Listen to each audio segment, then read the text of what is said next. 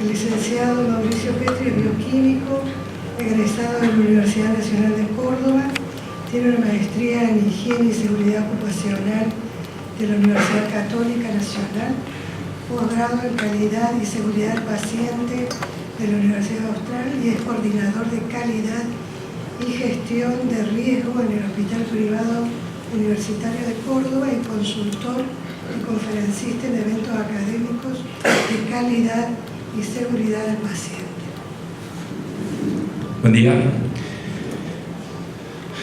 Bueno, buen día a todos. Actualmente trabajo en un hospital privado, donde también trabaja Javier. He escuchado con atención las ponencias anteriores que me parecieron muy buenas, en realidad la parte técnica de lo que es la calidad. Yo provengo de un poco de la industria, un poco de la bioquímica, por lo tanto todo lo que cuando hablan de KPI me pongo muy contento. Cuando hablan de indicadores, cuando hablan de datos, creo que la única forma de llegar a tomar decisiones en la calidad de seguridad es utilizando datos. Yo le voy a hablar un poco más de la visión que tiene el mundo actualmente en relación a la calidad. ¿Está? Actualmente, vamos a ver un videito antes y después sigo con la posición.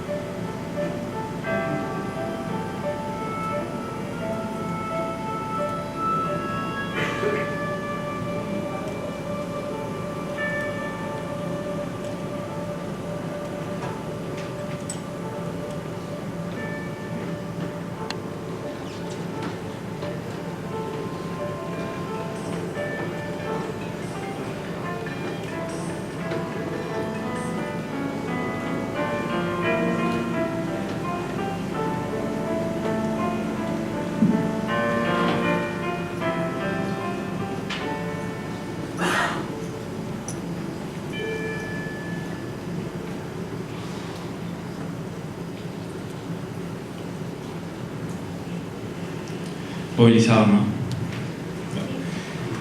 Cuando hablamos de empatía, es ponerse en el lugar del otro, ¿está? Y HI hace un tiempo ya definió, Derek Fielding, la cuarta meta en calidad y seguridad del paciente. Vamos a hablar inicialmente de las primeras tres metas, porque tal vez alguno no lo conoce, pero el objetivo de la triple meta era salud de la población, experiencia del paciente y reducir los costos. Actualmente se hará una cuarta meta, que es que los equipos tengan buena experiencia, los equipos de trabajo tengan buena experiencia mientras hacen su trabajo y lleguen a tener un trabajo feliz, ¿está? Así como lo ven, en un trabajo en salud, que son sistemas complejos, en los cuales actualmente el burnout es muy grande, se trabaja con mucha carga horaria, por lo menos acá en Argentina, y en lo cual si hay menos cargas horarias, o sea, hay más frecuencias de pases asistenciales y puede haber fallas de comunicación, traspasos asistenciales que son fallidos y también generar algún que otro evento. La triple meta, en realidad todavía estamos en la búsqueda de la triple meta, es un horizonte bastante complejo, está por la complejidad que tiene el sistema de salud. Como les decía, yo por ejemplo en la industria, las interacciones que hay en el proceso de salud son mucho más complejas que cualquier otra organización. Por lo tanto, es una meta bastante complicada de llevar. ¿Cómo llegamos a esto? Los procesos de atención actualmente no están diseñados para los pacientes. Tenemos que ser claros en eso y tenemos que ponernos nuestro foco y una autocrítica en eso. Están diseñados para beneficio de los centros de atención de sus empleados. ¿Está? El foco actualmente hay que tomarlo de esta forma. La definición de atención central en el paciente y su familia es la que definió el Instituto de Medicina hace unos años y que es un cuidado planificado, manejado, entregado y mejorado de forma continua, pero con la participación activa de la familia y del paciente, de tal manera que integre sus preferencias, valores y resultados clínicos deseados. ¿Está? ¿Cómo practicar la atención central de la persona, pacientes, familiares y personal de salud? Hay que identificar inicialmente las necesidades y preferencias de los pacientes. Es algo que parece obvio, pero preguntarle al paciente estas cosas, por ahí, dejar de ver tanto los procesos y centrarnos un poco más en ellos. Entregar un servicio personalizado y humanizado a los pacientes y sus familiares.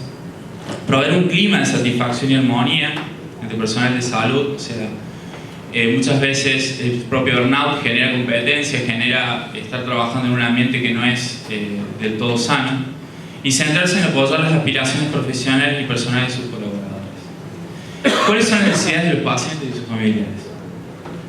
El programa Prentry genera una metodología de trabajo para encontrar que el paciente necesita interacciones empáticas, información y educación de forma clara, apoyo y participación de la familia, un ambiente terapéutico, nutrir el cuerpo, la mente y el alma con alimentos, actividades de entretenimiento, contacto humano, espiritualidad, etc.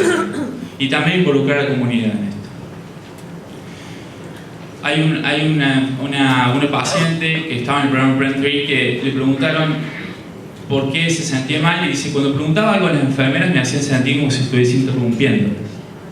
Estamos tan enfocados en los procesos que por ahí perdemos el verdadero sentido de para qué estamos haciendo salud.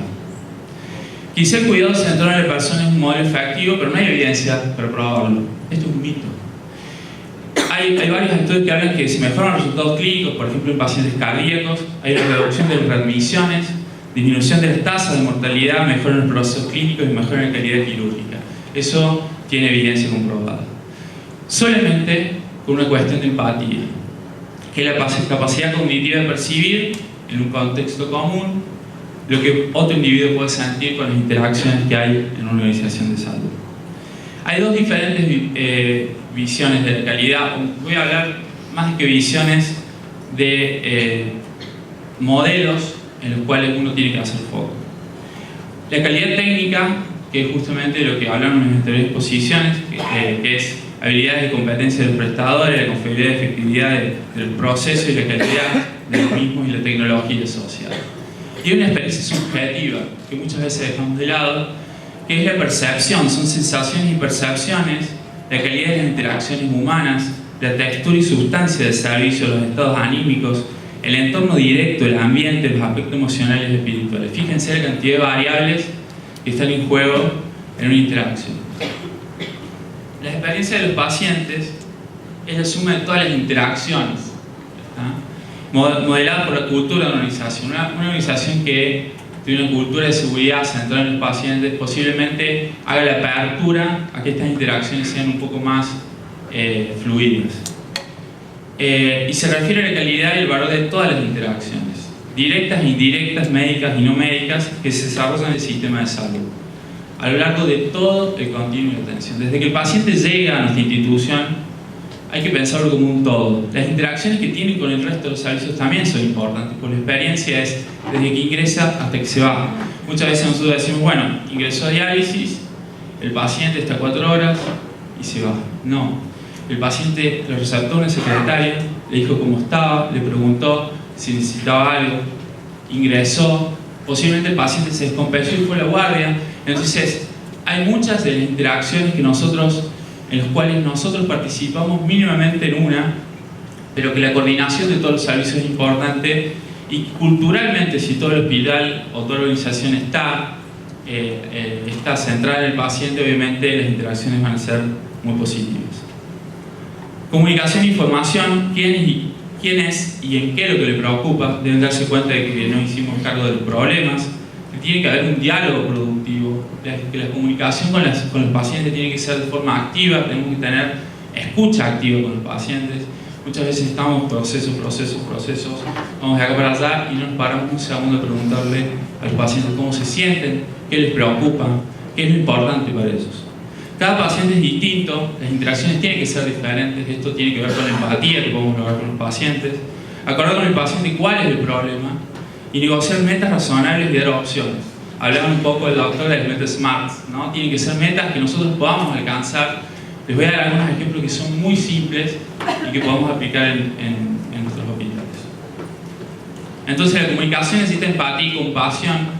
Peter Pronos había dicho en su momento que unos pocos segundos de conexión y entendimiento bastan para movilizar los afectos, para que un trámite frío se transforme en un encuentro que agregue valor a la vida de los pacientes y también a las nuestras. La compasión hay que sufrir un poco con los pacientes. Fíjense a diferencia de un poco de lo que nos enseñan. Sentir una cierta tristeza y dolor por el padecimiento del otro nos hace mejor personas. Implementación de práctica de cuidado centrada en las personas, impacto en el personal y los costos, esto está evidenciado. Hay mejor satisfacción en el trabajo, mayor empatía, reducción del estrés laboral y burnout del personal, mayor satisfacción de los empleados, menor rotación de los empleados quieren quedarse a trabajar en lugares en los que se sienten cómodos. Reducción de los costos, hay reducción de los costos hospitalarios. Cuando nosotros nos centramos en el paciente, no solamente lo escuchamos, sino también lo escuchamos cuando se queja. Y lo escuchamos cuando se queja, y eso genera oportunidades de mejoras muy importantes. Yo siempre tengo una idea de que ha variado muchísimo, ha ido mudando muchísimo la experiencia de los pacientes desde inicialmente cuando creían que el hospital era solamente hotelería, no sé si se acuerdan de este punto, pero pensaban que si nosotros sentamos al frente de un LED con un sillón cómodo para que descanse el acompañante y una cama linda, la percepción de la calidad era muy buena. Y les tengo una mala noticia: cambió. ¿Por qué? Porque se fijan en nuestros procesos y se fijan cómo los atendemos. Las quejas y reclamos de nuestros pacientes son la descripción exacta desde cuando ingresan y se van en todos los procesos. Y obviamente tienen Google para fijarse absolutamente todo. Entonces la percepción ha cambiado y nosotros tenemos que adornar eso. La implementación de la práctica también genera satisfacción de los pacientes y las familias. Se sienten más contenidos, tenemos mejores resultados de la salud, mejor calidad de vida, mayor experiencia, mayor autocuidado de los pacientes. Un paciente que se le da de alta o un paciente que va de casa tiene que seguir con sus cuidados. Y obviamente la educación y la participación de la familia genera mejores procesos post-internación, ¿no? Mayor participación de los pacientes y de la familia. Y después la seguridad, mejora de las transiciones, el cuidado un poco que ya les había comentado, y reducción de las transmisiones. No tenemos tiempo, ahora estamos concentrados en la acreditación. Yo estoy como coordinador del proyecto de acreditación de Joint Commission en el hospital. una meta bastante dura, ardua, que tiene que ver con cultura. Y muchas veces decimos, no, tenemos que estar, tenemos un proceso de acreditación, viene una visita de auditoría de INCUCAI, una visita de un ente regional que nos está verificando o validando procesos. Dice, el proceso ya está saturado, no tiene tiempo para otra cosa. Eso también es bonito. ¿Por qué? Porque nosotros tenemos que trabajar en la calidad para que genere procesos simples en las personas. Si nosotros generamos procesos en los cuales ingresar datos o hacer cosas no generan valor para nuestros pacientes, tenemos que hacer una revisión crítica de lo que estamos haciendo. Porque lo que no agrega valor para el paciente no agrega valor para nuestros procesos y por lo tanto estamos desviados del rumbo de la calidad. De verdad no hay tiempo para la cultura de servicio, no hay tiempo para cumplir con la razón de ser de nuestro hospital, entender a los pacientes, no hay tiempo para practicar el buen trato, la empatía, el humanismo, la sonrisa. La atención central en el paciente no es un proyecto por sí mismo, sino es una filosofía de vivir y reflejar esto dentro de la cultura. Se puede trabajar esto con grupos focales de atención, se puede trabajar con escuchar la voz de los empleados también, trabajar lo que se llama el codiseño, participar en la búsqueda de soluciones y la toma de decisiones, en la transparencia, en reconectar a los empleados de su pasión para la medicina. Somos todos cuidadores, es la meta que tenemos. Y darnos cuenta que estamos en sistemas complejos, que no son piramidales, que estamos inmersos en muchísimas interacciones y la calidad y la seguridad es totalmente transversal, no es vertical. Recuerdo haber ido a hemodiálisis en algún momento, auditar procesos, cuando recién llegaba al hospital, y vi uno de los médicos que estaba viendo a un paciente y no se había lavado las manos. Me acerqué a uno de los médicos, le dije, doctor, se tiene que lavar las manos. Y me miró como diciendo, ¿y vos quién sos? Recién había llegado al hospital. Le dije, doctor, yo trabajo por los pacientes. Ah, venía a acompañarlo. No, yo trabajo en calidad. Bien. Yo soy accionista del hospital, soy dueño del hospital y vos no me vas a decir qué tengo que hacer. Entonces, muchas veces trabajamos inmersos en culturas en las cuales tenemos de alguna forma cambiar la perspectiva de las personas con las cuales estamos trabajando.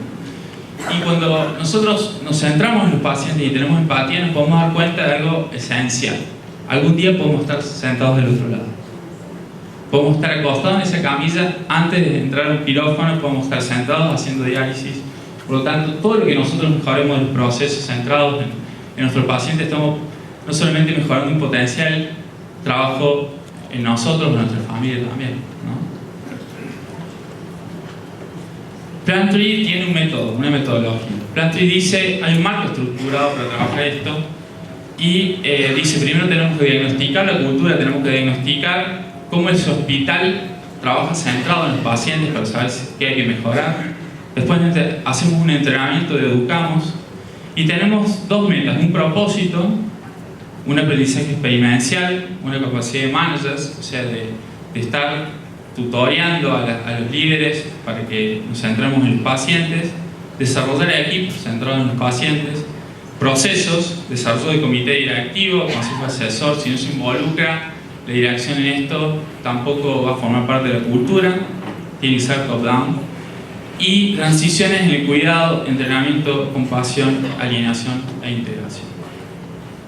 Tiene que haber líderes comprometidos, tiene que haber personal entrenado, pacientes, familiares activos que quieran participar. No podemos obligar a participar a los familiares en esto, tiene que ser algo que surja de ellos.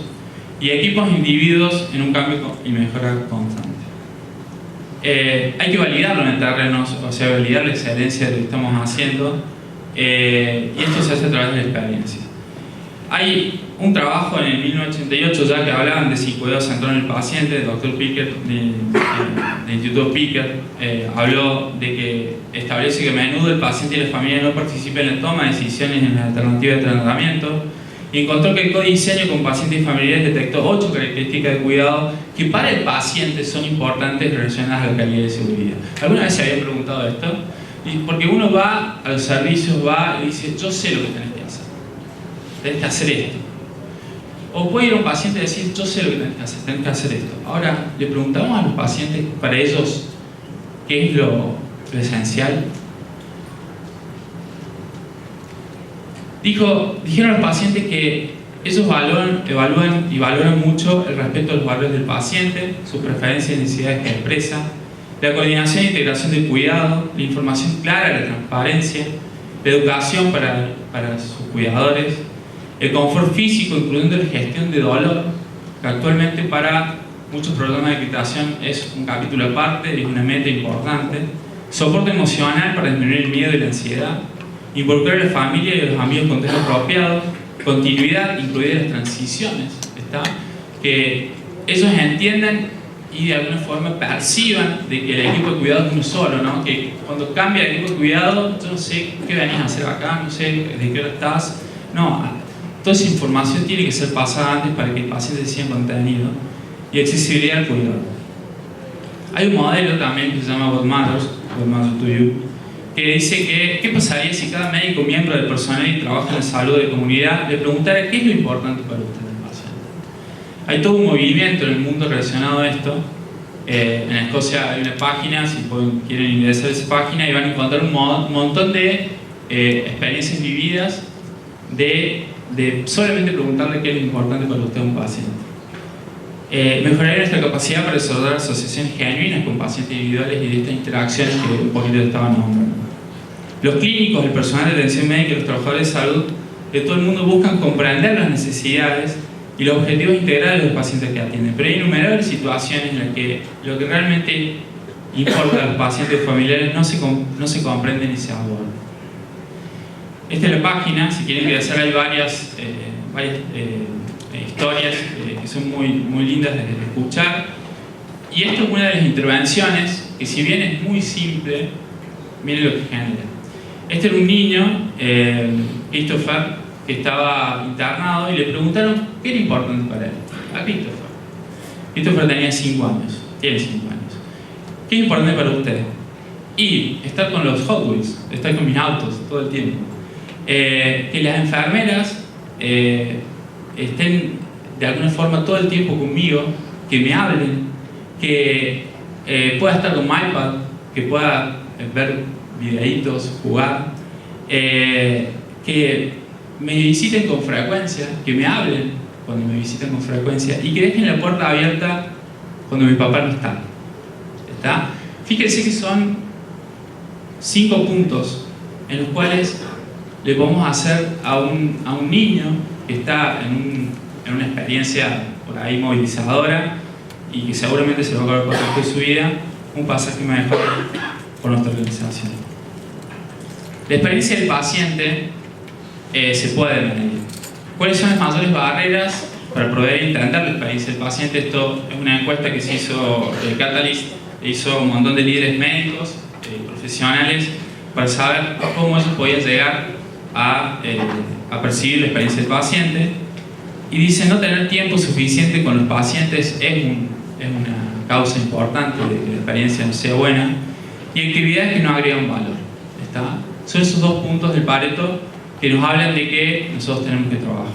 También ineficiencia en el diseño de historias clínicas, cobertura insuficiente, etc., que también pueden ayudar.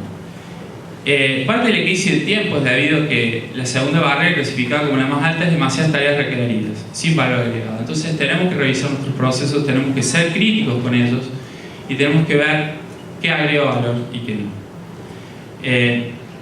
Fíjense, un proceso simple, esto le ha pasado a cualquier persona que está atendiendo en un consultorio ambulatorio. El proceso dice 15 minutos de consulta, hay una evaluación de un cuadro gripal y hay indicaciones. Ese es el proceso, obviamente todos conocemos una atención médica. Y la mala experiencia es, me fui a la guardia porque si voy a medicina ambulatoria son 2 horas de espera. Ya ahí tenemos un problema. En la guardia creemos que te podemos ir por cualquier cosa porque es más rápido que el otro lado. Y el médico no me dio nada. No sé si les suena esto. No me dio absolutamente nada. Y me mandó a casa con un paracetamol, para eso me dedicaba yo. Esa es una mala experiencia.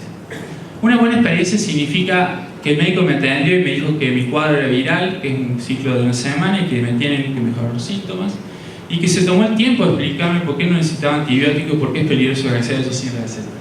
Está en Argentina actualmente, lamentablemente el stewardship de antibióticos afuera de un hospital es muy difícil hacerlo, pues se siguen vendiendo antibióticos sin receta.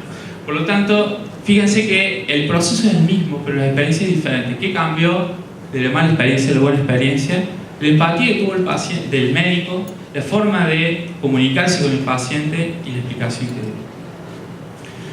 Entonces, también se les preguntó a los médicos de estas tres, de la calidad, la experiencia y los costos, cuál era más importante para ellos. Dijeron que la calidad un 78%, la experiencia del paciente un 17, un 20% y los costos un 4%. Y volvemos a hablar de los costos y la experiencia como parte de la triple meta, la cuádruple ahora, que es alegría en trabajo. Y preguntaron qué podría mejorarse en la experiencia. Mejorar la voz del paciente ayuda a mejorar, o sea que los pacientes tengan voz y voto, puedan de alguna forma participar del plan de atención, ayuda a mejorar. Y puede ser una excelente experiencia del paciente, es una parte esencial de la calidad de la atención. Y pacientes combinen el servicio, o sea, mezclan servicio con resultados. O sea, las dos dimensiones son importantes que decía el doctor, los resultados y también la percepción. ¿Se acuerdan la historia de Christian Farman? Obviamente, la mayoría de esta acá la deben conocer. Christian tenía insuficiencia renal a los 25 años y le dijo a su enfermera: tienes que ayudarme a tratarme, necesito tener control de mi vida. Y fíjense lo que pasó. La petición usual de Farman, que era en diálisis, un paciente como cualquier otro, se convirtió en algo excepcional porque la enfermera generó empatía con él y dijo: sí, ¿cómo empezamos? Entonces Ben, ahora jefe de enfermería en función unidad de diálisis, trabajó un modelo que actualmente está de forma intuitiva, que es la psicología del cambio. Ben lo que hizo es codiseñar con Farman. Lo que dijeron, bueno, Farman de alguna forma se sentía incómodo porque tenía síntomas posterior a la diálisis que de alguna forma no eran buenos para su calidad de vida, y era una persona que estaba afectada por los procesos. Entonces, de alguna forma la enfermera dijo: bueno, veamos qué podemos hacer. Entonces, codiseñar el cambio impulsado por las personas, la potencialidad de la enfermera y motivación intrínseca seguramente lo logró ella por un ambiente y una cultura de trabajo que tiene que ver con calidad, coproducido de una forma auténtica, ¿no? La relación de una forma auténtica. Y el cambio se coproduce cuando las personas se consultan, se escuchan, se ven y se comprometen entre sí. Tiene que haber adaptación en acción, o sea, pasar de la acción puede ser una experiencia motivadora para que las personas aprendan, reafirmen su voluntad de ser eficaces. Y fíjense que Farman, cuando empezó a autodializarse, no solamente se empezaron a autodializar él, sino también le enseñó al resto de los pacientes. Y distribuir el poder. Cuando se comparte el poder, las personas pueden hacer sus aportes particulares por los resultados fueron increíbles. La autodiálisis, menos efectos secundarios.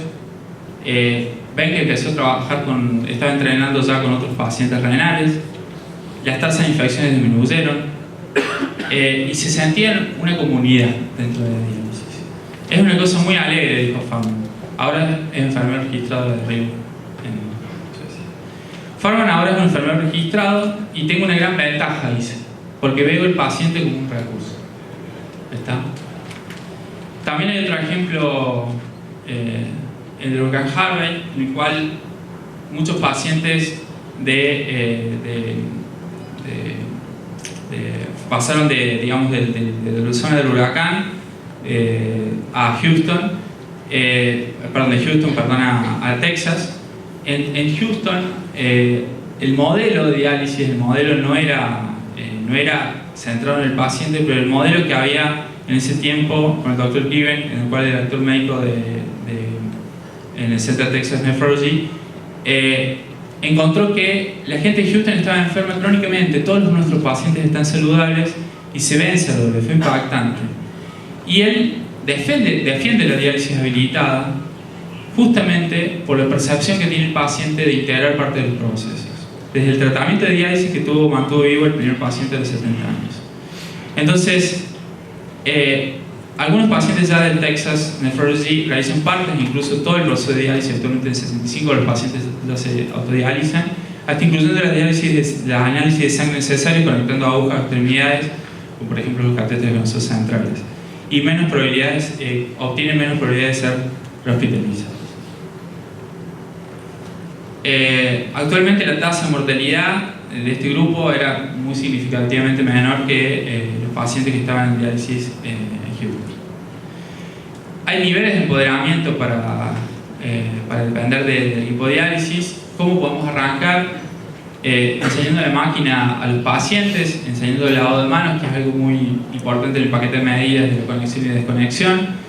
Pre o post tratamiento de los signos vitales, de los pesos y las necesidades de diálisis y requerimientos del paciente. Después obviamente podemos ir avanzando en la complejidad de la autodiálisis. ¿Cómo comenzamos a empoderar al paciente a través de la educación? Mínimamente explicando alarmas del flujo de la máquina, explicar el cuidado del catéter, explicar técnica de lavado de manos, explicar metodología de identificación del paciente. Todo eso es empoderar al paciente y dar resultados. Cuando hablemos de cultura, esta es la tasa de lavado de manos en nuestro hospital. Esta es la tasa de lavado de manos en nuestro hospital. Fíjense que nosotros hemos tenido una tasa bastante importante. Nosotros arrancamos, siempre decimos, una tasa del 20% de lavado de manos hace unos años. Y ya tenemos una tasa aproximadamente del 70-80%. Estos meses hemos bajado un poco. Pero fíjense que lo más importante es que la cultura, cuando nosotros adherimos a la cultura de la tasa, fíjense, estas son infecciones relacionadas a las bacterias asociadas y estas son infecciones de tracto urinario, disminuyen. Entonces, los resultados están donde tenemos que enfocarnos en la cultura, enseñar a los pacientes a lavarse las manos, a sus familiares a lavarse las manos antes de ingresar al hospital y nosotros mismos. Experiencia del paciente, ¿cómo se puede medir? Actualmente hay algunas herramientas, no son del todo sensibles y específicas, son las herramientas que tenemos, las CAPS. Las CAPS actualmente nos dicen que tenemos que preguntar al paciente las mismas cuestiones que nos dicen los líderes que hay que preguntar. Por ejemplo, si lo escuchó con atención, si le explicó cosas de una manera fácil de entender, si el paciente conocía la información importante de su historia clínica, si el médico parecía que conocer la información importante de su historia clínica, si demostró respeto porque usted tenía que decir. Fíjense que las CAPS preguntan algo central al paciente. Pasó suficiente tiempo con usted, que era algo de la preocupación que tenían los médicos actualmente. Y usando un número del 1 al 10, también preguntan si es el mejor médico para usted y recomendaría profesional a sus familiares y equipos. Bueno, esto es algo que actualmente hacemos en el hospital. Le preguntamos a estos pacientes y tenemos muy buenas respuestas en relación a eso. Finalmente, algunas cuestiones de apertura, por ejemplo, lo escucho con atención, definitivamente sí. Fíjense que esto impacta positivamente la experiencia. Después, si le explicó las cosas de una manera fácil de entender, si parecía conocer la información importante de su historia clínica, si demostró respeto por lo que usted tenía que decir, ¿está? Y si pasó suficiente tiempo con usted. ¿Recomendaría que profesionales sus familiares y amigos? Definitivamente sí, un 85%. Y recomendación a conocidos, definitivamente sí, un 77%. Finalmente, gracias por la atención y quería invitarlos. Vamos a tener las jornadas del Foro Latinoamericano Colaborativo de Calidad y Seguridad del Paciente el 23 y 24 de abril. Lo estamos organizando en el Hospital Privado, la Reina Fabiola y el Sanatorio Allende. Esto es un trabajo combinado entre todos. Y cualquier duda que quieran preguntar, por correo. Muchas gracias.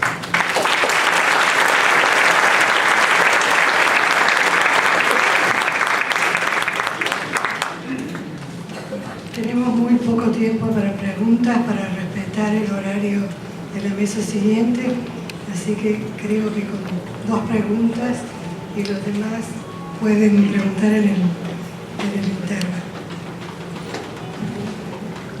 Y yo le quería hacer una pregunta al doctor Chazot.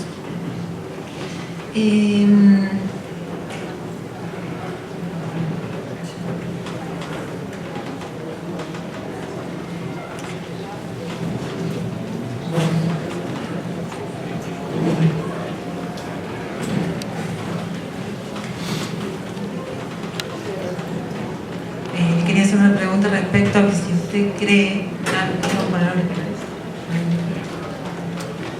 que hay que hacer nuevas guías para tratar pacientes mayores a 75 años.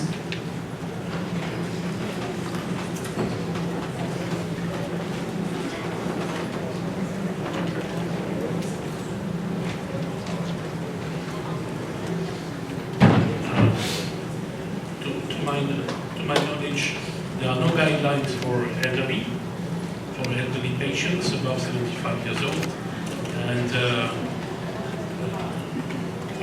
building guidelines is a very complicated process, and I'm not aware if Caligo, for instance, will have specific guidelines for this specific category of patients, and I think we lack of data at the moment to edit guidelines. But to rebound on what you in the previous talk, I think we don't need maybe medicine precision in these patients, but we have to rely more on what the patient expects from his treatment. And I think it is typically the situation in which talking with the patients will make the prescription adequate to his expectations in terms of frequency, in terms of session length, and so I think this is probably, I don't know if we need guidelines. I think we need to talk with the patients.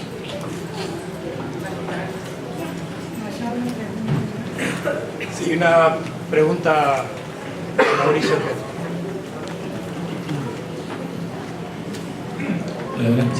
Yo soy Rubén Schiavelli de Buenos Aires. Te quería preguntar, que hemos tenido probablemente en el público hay gente que se ha acercado más a la calidad, hay gente que ha tangencialmente tocado la calidad, hay gente que no tiene ninguna experiencia. Pero hay algo que nosotros que todos participamos y que no nombraste y quería saber tu opinión, que es el consentimiento informado. Y que es una de las primeras herramientas que todos estamos obligados a usar y que a mi entender no utilizamos muy bien, y tal vez sea la primera forma, gracias, la primera forma de hacer calidad y establecer alguna de las pautas que vos pusiste, que vos bien describiste, y quería saber tu opinión en cómo ves esto y cómo se está usando. Bueno, el consentimiento informado actualmente ha sufrido unos cambios después de la última ley, en el cual se divide en dos. El consentimiento actualmente tiene un acta de información sanitaria y tiene el consentimiento por sí solo. Creo que el consentimiento informado sigue siendo un acto médico, netamente médico. Tiene que, de alguna forma, expresar los riesgos del procedimiento al paciente y tiene que ser específico del procedimiento. Es algo que, digamos, esos todos tres puntos que le acabo de nombrar, creo que tienen que ser claros porque estamos acostumbrados a utilizar consentimientos muy genéricos, ¿está? Y muchas veces los pacientes no pueden comprender, no llegan a comprender los riesgos. Y esto me detengo en esto de la comprensión. ¿Por qué? Un ejemplo claro, lo que hace Joint Commission cuando audita hospitales, que no van a pedir el consentimiento. Obviamente el consentimiento tiene que estar digitalizado, tiene que estar por 10 años porque es historia clínica, pero sino que le van a preguntar al paciente qué entendió él de lo que le van a hacer y cuáles son las alternativas que tiene para ese procedimiento. Por lo tanto, va mucho más al hueso, digamos, va a preguntarle al paciente qué entendió, porque ahí está la comunicación que uno tendría que haber tenido con el paciente, la empatía que uno tendría que haber tenido con el paciente. Y si el paciente entendió realmente, porque obviamente tenemos diferencias culturales y diferencias con respecto a cognitivas, con respecto a la educación, ¿está? Si el paciente viene, por ejemplo, no sé, nosotros tenemos un paciente de La Rioja, Javier paciente de La Rioja, que por ahí se nos hace muy difícil todo esto de comunicar y educar a los pacientes, o por ejemplo de Catamarca, porque vienen de lugares tal vez de bajos recursos, pero nosotros tenemos que estar preparados para eso, no tenemos que transmitirle al paciente la obligación de entender, nosotros tenemos que hacernos entender nosotros, ya como profesionales médicos. Entonces, independientemente de lo que dice la ley, la clave está en bajar al paciente los riesgos de los procedimientos. Está eso lo que tenemos que hacer focos. No sé si puedo contestar. Doctor Rafael, la última pregunta.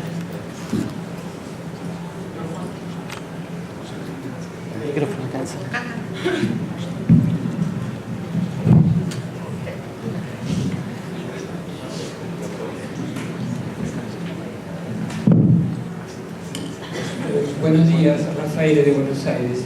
A question for Dr. Charles Chassot. How do you correct the goal of the effective treatment time in your scoring system for the patient with indication of incremental dialysis? In patients with? The indication is incremental dialysis. Okay. Because this is a big problem, because your goal of time is only for the standard time of treatment. But with the patient with kidney renal residual function is a problem. So this is an interesting point. First of all, it is planned to be able to individualize incremental dialysis in the Euclid system, so that these patients will be not taken into account. To be frank, I see the box in the Euclid system. I don't know if it is really effective at that time. Second, in NephroCare, there are very few incremental dialysis that is planned. And moreover, we choose, in France at the moment, we want 60% of the patients in target.